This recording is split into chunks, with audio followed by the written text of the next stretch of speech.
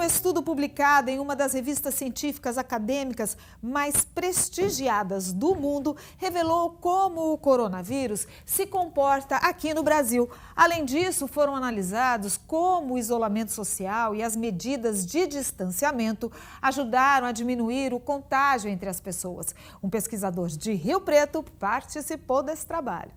O estudo contou com a participação de pesquisadores de 15 instituições brasileiras e britânicas. O professor e chefe do Laboratório de Virologia da FAMERP, Maurício Nogueira, também compôs o time de cientistas que analisou, entre outras medidas, as ações tomadas para conter o vírus no início da pandemia. Nós conseguimos, de forma significativa, controlar o início da pandemia em São Paulo, onde a taxa de multiplicação caiu de 3 para menos de 1,5, com o objetivo do quê? Aquilo que eu falo desde o começo.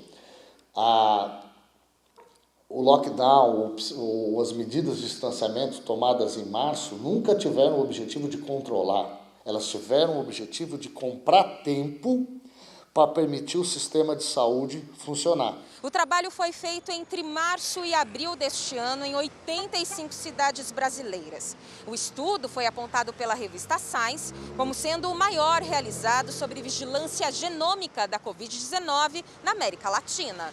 O mapeamento realizado pelos pesquisadores mostrou se havia outras linhagens do vírus circulando pelo país e também a sua origem. Apenas 3 dessas 100 linhagens conseguiram manter uma cadeia de transmissão efetiva. Então, 75% das amostras sequenciadas até o final de abril eram provenientes dessas 3 linhagens. Essas linhagens entraram no Brasil entre a última semana de fevereiro e a 1ª de março, e a origem delas foi da Europa.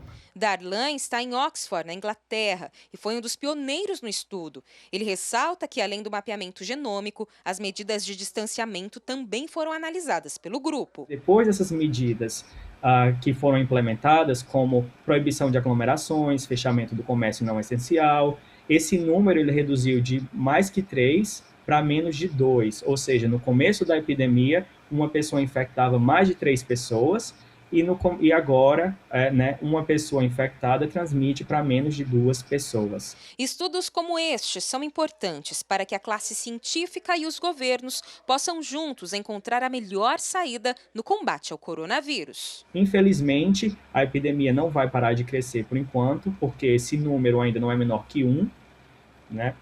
Mas a gente precisa saber essas estatísticas em tempo real para poder entender quais as medidas que nós precisamos colocar em prática, e aí entra essa interface que a gente faz com o governo, né? Esses resultados são importantes para o governo entender qual é a situação atual e para que o governo possa tomar medidas e decisões que são necessárias para controlar a pandemia, dada a situação atual dela no país.